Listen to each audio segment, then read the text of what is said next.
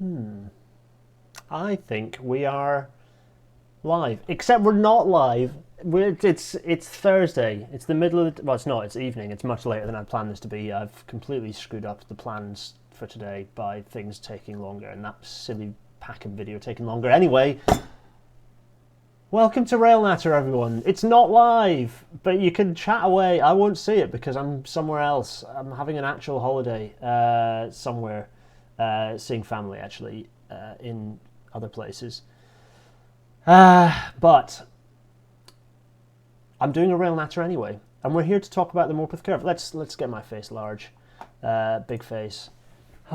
Let's also straighten up. I was sort of a bit squinty for the packing video, which was about 3 hours ago now. It was a bit ranty, sorry, but it was necessary. The video is just such rubbish. I hope you've noticed I've got rid of my ridiculous Red Dead Redemption emulation mustache. Anyway, right. Let's. I mean, what else do I need to say? Not very much. Let's kick off. Let's do this thing. Welcome to Railnatter. It's not live.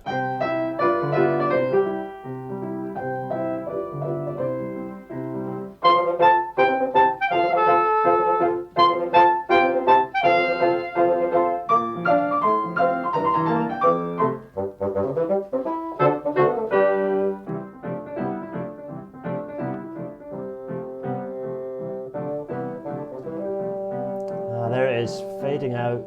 Hopefully the sound worked. I won't know until I finish recording this, at which point I'll have to sort of cut it in. And there we are. It's a bit of a mess. This whole video really is going to be about Morpeth Curve. Morpeth Curve is at times the story of Morpeth Curve is tragic, but I'd like to think that particularly in this case in 1984. It's more comedic than tragic. No one was seriously injured. I mean, derailing trains is never a good idea, but in this instance, it's good to see the slightly lighter side. And this might end up being a bit of a, well, there's your problem podcast style, mildly irreverent look at disasters. Particularly for the people who own the bungalow in the background there. They are not getting good resale value on that property, given that it currently has a Mark III coach as a structural member. Quite something. Morpeth Curve. This place, Morpeth is a funny one. So it's somewhere that I pass regularly on my way, actually pretty much always when I was travelling from north-south from Edinburgh when I was a student. I'd go past Morpeth pretty regularly and still do now on the way up to Edinburgh or wherever I'm going. And there's just this ridiculous kink in the East Coast Main Line. It drops down to kind of 50 miles an hour. I think it squeals through at 50 miles an hour. And it's got 125 mile an hour stretches either side. I mean, it's completely doolally. And in fact, let's have a look, shall we? So let's see if this works. So ignore the red lines. So essentially, you can see that. Let's make this a bit clearer with this. So you can see it's pretty straight. There's the East Coast Main Line. It starts weaving away as it goes further north. It is quite a bit weavier, but rather than a kind of a gentle turn into weaviness, essentially you've got a pretty fast bit of railway coming up out of Newcastle, and then just basically hits the buffers as it comes. This ridiculous curve here on the approach into Morpeth. Just a bit doolally, really. Let's not worry too much about. Oh, you can't see that. We're not live, and yet I'm still making a mess of things. Let's just tell you what. I'll do my explanations there.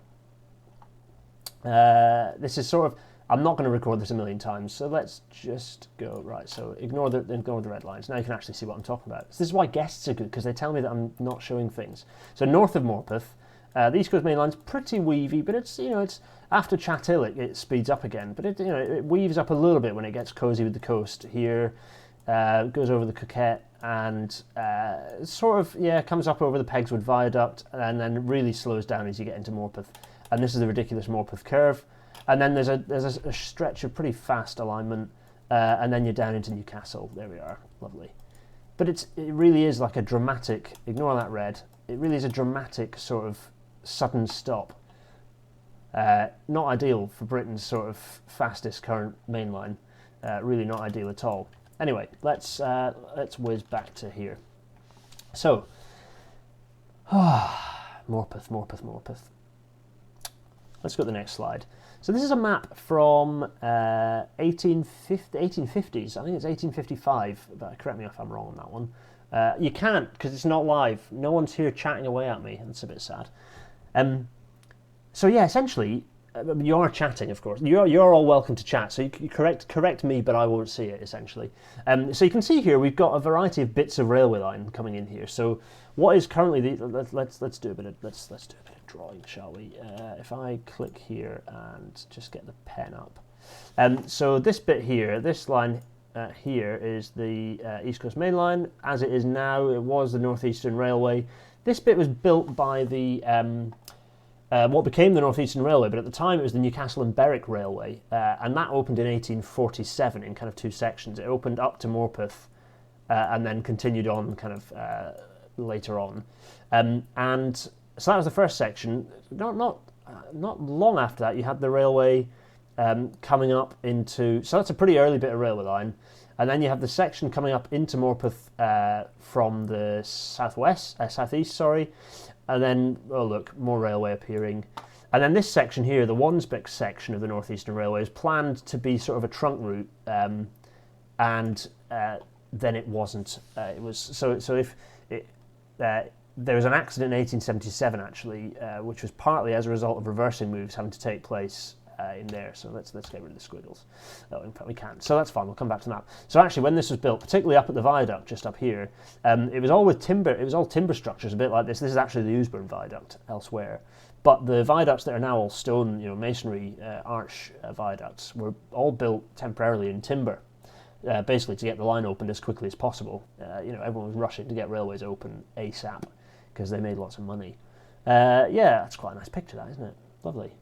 Let's get OBS back because I can't see what I'm doing. This might be a bit of a shorter rail natter, by the way, because there's less nattering and more just me lecturing.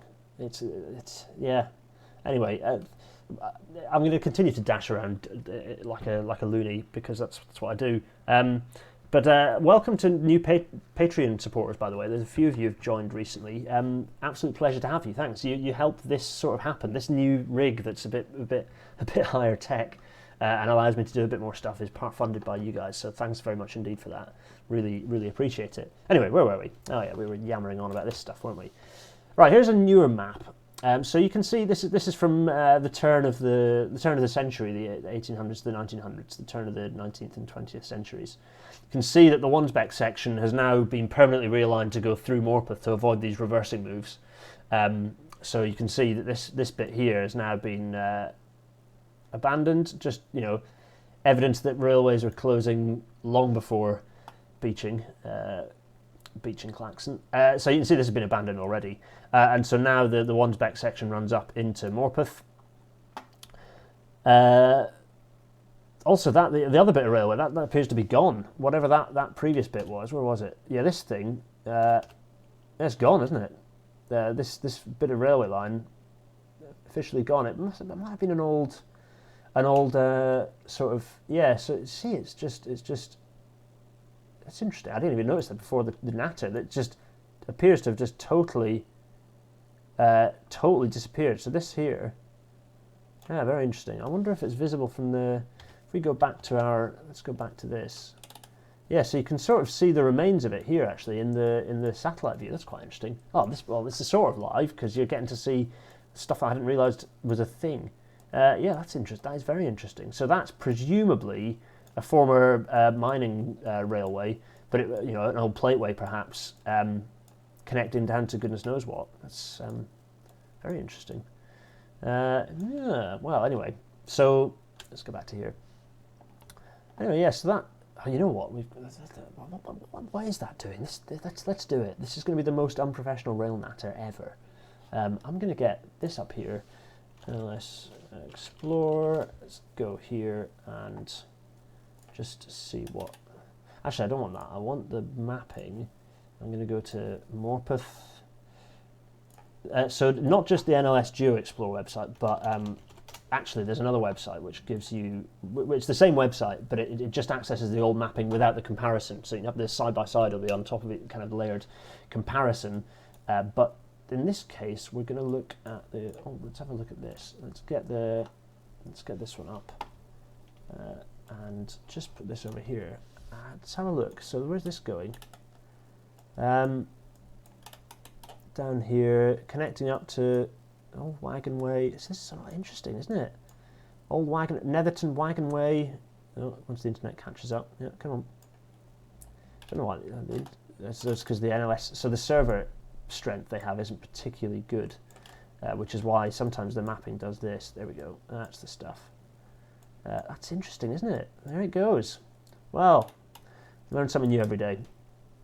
So that wagonway is clearly sort of been incorporated into the railway in some manner, or even maybe just a flat crossing there, actually, just kind of cutting through, and then it kind of ends. And that, I wonder what it served. Anyone know what that wagonway served?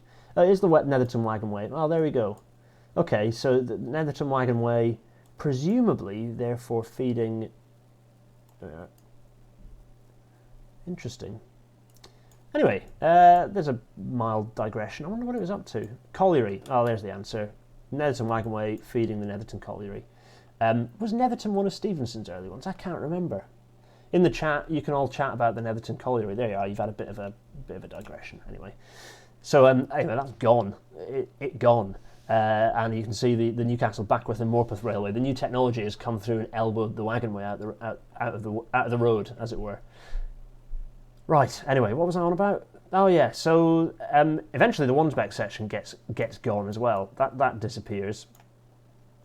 And you're kind of just left with the East Coast Main Line coming through and disappearing off up here, and then also the former sort of Newcastle, Backworth and Morpeth line, which remains to this day. This is all being built on, as you'd expect.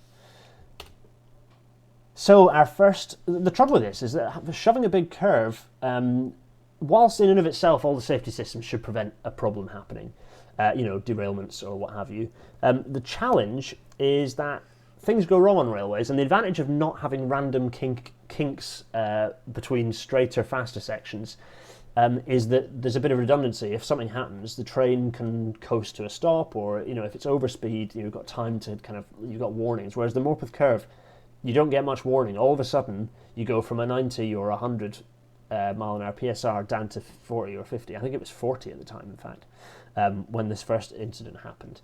And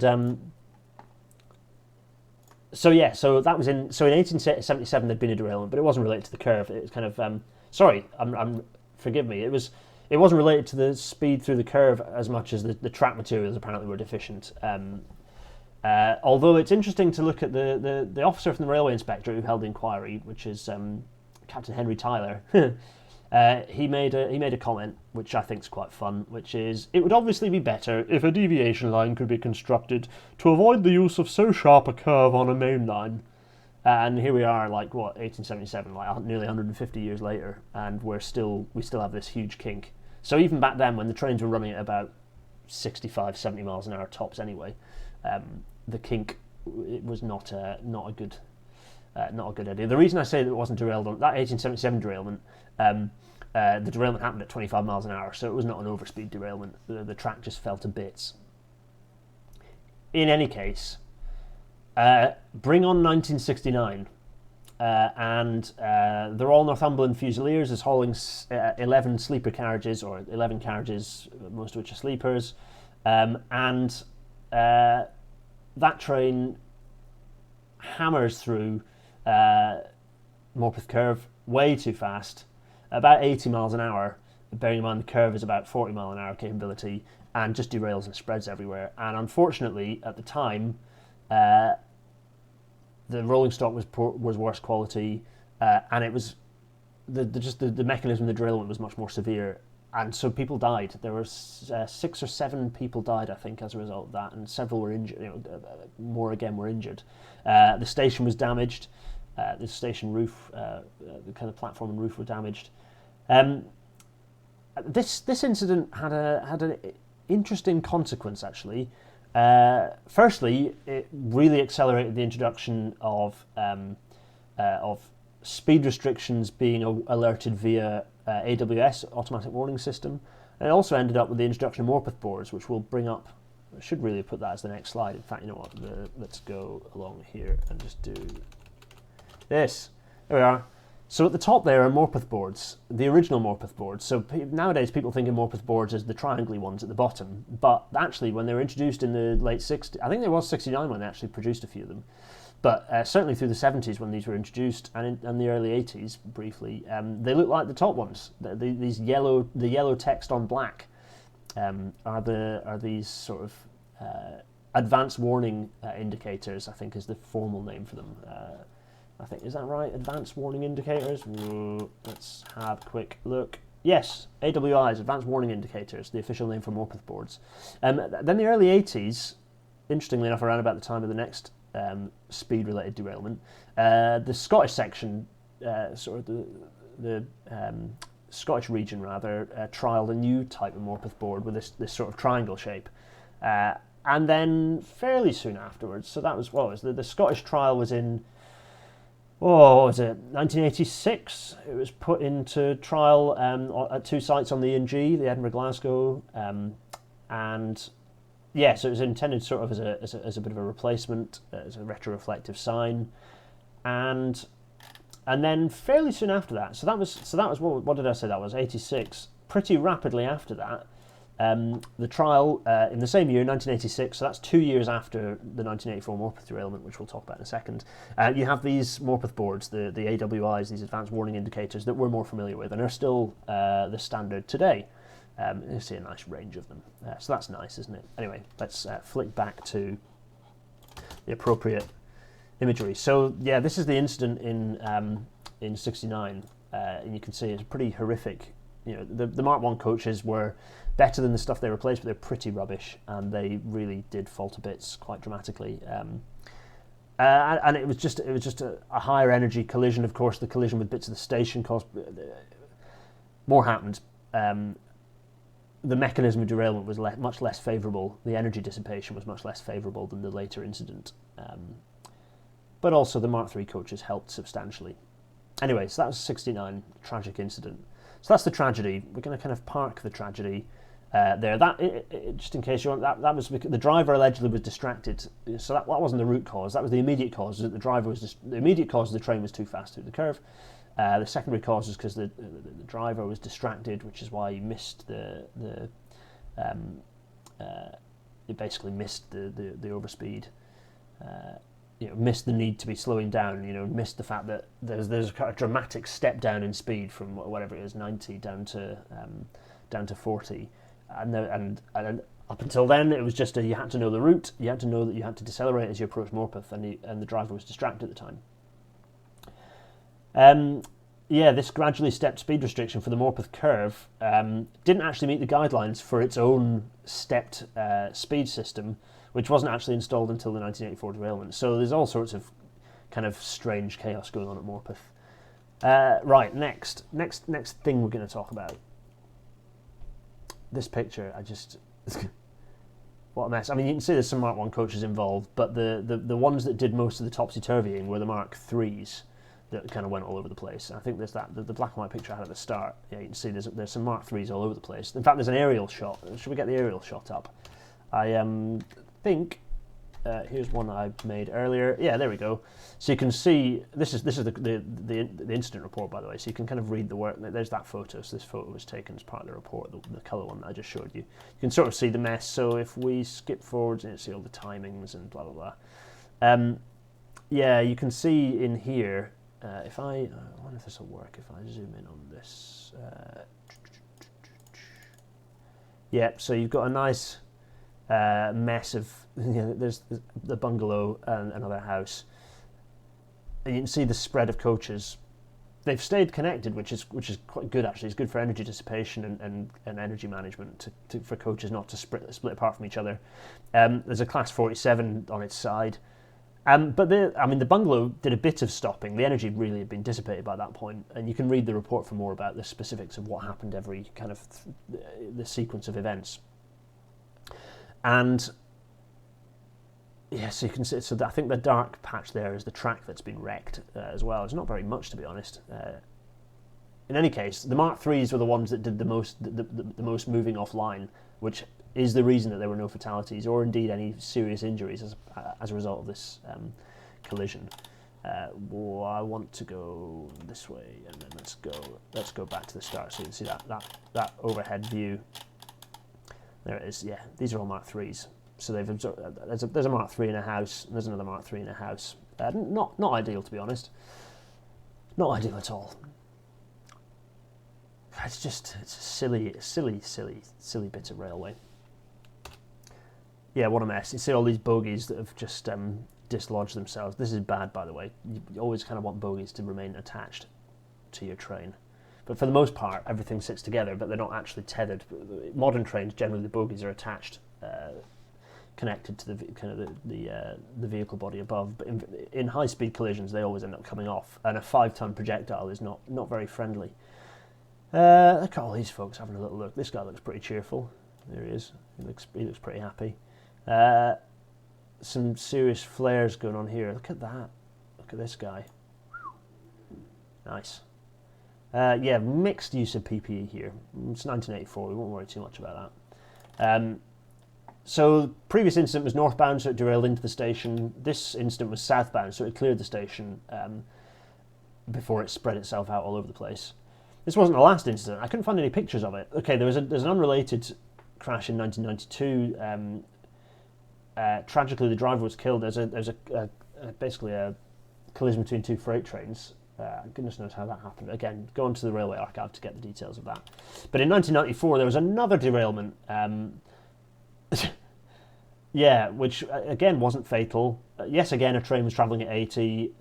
It was heading, I presume it was heading southbound. It doesn't actually say. Again, the crash report will. Yeah, and express parcels derailed at speed, making a right old mess of everything. All these trains were travelling at 80. So the same as the 69 and 84 incidents. Each time they're travelling at 80 miles an hour around a 50 mile an hour or a 40 mile an hour curve, which is interesting because it really shows. I was going to do a bit about curve design and how we actually design curvature. Shall we talk briefly about that? Because really it shows how curves, how much faster. Basically, it's good about talking about design limits and safety limits. Is that actually the design limits we design curvature, railway curvature to, are based on limits of comfort and maintainability. Safety is quite a bit further on. You can go, and generally you can go between 2 and 3 times faster around a curve than we've designed it to. I wouldn't recommend doing so. But again, the horrific Spanish high-speed derailment, that one occurred. Okay, the vehicle had a pretty high centre of gravity, but also the sorry, Talgo, you're probably going to shout at me for that. John Veach, apologies. That is part of the problem, though. But it was going way too fast. You know, it was double the speed that it needed. It was supposed to be going through that curve. So how we design curves is basically we design them based on lateral forces through. So ideally, you'd have a straight. Railways should always be straight. In fact, I've done this in the Permanent Way episode, which you can go and watch when I talk about curves. But it's basically we design curves based on those limits of comfort. So comfort as a passenger and also goods not getting damaged. More, safety is quite a distance away. Yeah, they're the Morpeth board. So that kind of leaves the question. This is going to be a short rail natter, he says, having recorded this for it's 20. This is going to be a short rail natter. It's going to be half an hour. That's fine though. You don't need me to harp on at you when it's not live. I don't know what chat has been going on in the background there. I might have even joined you live in the chat when this goes out. In any case, I still natter on, what can I say? So what can you do about it? Well, okay, so what's in red is actually a really old bit of crane easting that I did a long time ago, and it's probably not the alignment I'd choose now. And in fact, it's certainly this stuff, the chords here, you don't need them, because you don't need the East Coast Main Line to have a connection with Morpeth. Sorry, Morpeth. What you need is Morpeth to have a high-density, frequent service into Newcastle, so that people can go from Morpeth quickly to Newcastle and catch a high-speed train, catch a high-speed 2-bound train southwards, and if they're going north, then likewise they can head to Newcastle. But the advantage of that is that you can put loads of stops on that and have a really high, if not extension of the tunnel with metro, then you have a kind of a suburban shuttle service running, 10 minutes, every 10 minutes, every 15 minutes. That's the ideal. But actually, if I was going to do the new alignment, what I'd probably do is actually I'd come off up here where you've got the straight, I'd skip Pegswood because that gets rid of another intermediate station that's just in the way of things. Skip that. Come across the Wansbeck Valley pretty much at a 90-degree angle. Probably come around the back of Hepscott, and then link in around Stannington area. And you could come in you could potentially depending on what the overall speed operational model and the speed profile comes in, you can actually have quite a weavy bit of railway, so long as you weren't dropping it to 50, But there are things you could do, and the Selby diversion shows what you can do with a bit of imagination and thriftiness when it comes to building short realignments.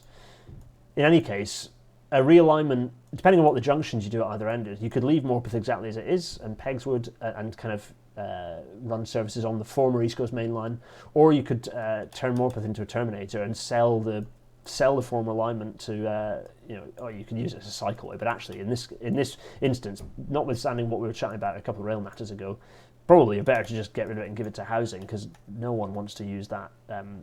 You could use it as a cycleway. You could link it, if you could get the back gardens here, you can maybe link it off and turn it into a cycleway on the old Wansbeck section of the Northeastern Railway, and turn that into a bit of a cycleway, because it goes into it goes quite nicely over towards, it linked up with the North British, and it was going to be a trunk route, a bit like the Settle Carlisle was, but it never quite kicked off that way. In any case, new housing is appearing around Morpeth, which is kind of precluding this. So as we continue, 150 years later, we're avoiding this diverting away from Morpeth. Sorry to everyone in Morpeth. It's going to get harder to do. This is probably, I wouldn't be surprised if this is soon to be housing, because Morpeth is kind of a useful satellite town for Newcastle. Anyway, that is that. Share your thoughts on what you reckon you would do around Morpeth in the chat. I'm sure people have said other ideas. This is a bit of so the reason this looks like a single flat curve, which it kind of is because it's a 125 mile an hour capable curve with compound curve with a bit of cant at this end. But actually, this is bad. I would not design that like that. I did this alignment back in, I think I was doing a feasibility study related to this at the time. Spoilers. But these things can always come to nothing. But actually, this. I did this years ago. This would have been like 2013, 2014 or something. I do it differently now. I'm a better engineer. Anyway, so we've had only really half an hour without you guys to chat to, you people to have nice chats to. I haven't. There's not really much else to add really. It's just a bit Morpeth. The reason I have a fixation with Morpeth, the reason I'm talking about Morpeth, is because pass through there quite a lot. But also, it's a bit of a threshold between like proper north and proper south. I always say that my gateway to the north is the Aire Valley power stations, and those are kind of, once you pass them, then you're in the proper north. Everything south of the Aire Valley is the south. I'm Scottish, so But actually, really, Morpeth neatly forms that, and it always feels like I go through on the train. I kind of breathe a sigh of relief that I've not ended up in someone's bungalow. Anyway, right, I need to travel. Dina is waiting for me, and it's time to go. And all I have to say is thanks for joining. This will be Giel will turn this into a podcast, even though it's going to be a super short, weird one where I'm not answering any questions. You got bonus content with the Packham videos, so I don't mind this one being a bit short. I will see you all next time for a proper live rail matter again with Lucy Pryor is going to be joining us. We're going to be talking about STEM or STEAM. Ooh. Which should be nice. That was actually a conversation that was the first one that Lucy Pryor and I met under the auspices of kind of discussing this subject, and I don't think we talked about it once. So we ended up talking about a million other things. So such as both Lucy and I are both the same. We just chat about nonsense. Actually, no, Lucy doesn't chat about nonsense. She's just very talkative. I chat about nonsense, and I get distracted and think about a million different things all at once. Episode 19. We're nearly at 20 episodes. That's crazy. In any case, Rail Natter. In 2 weeks' time, 2 weeks from recording this, but in a week's time from when you see this.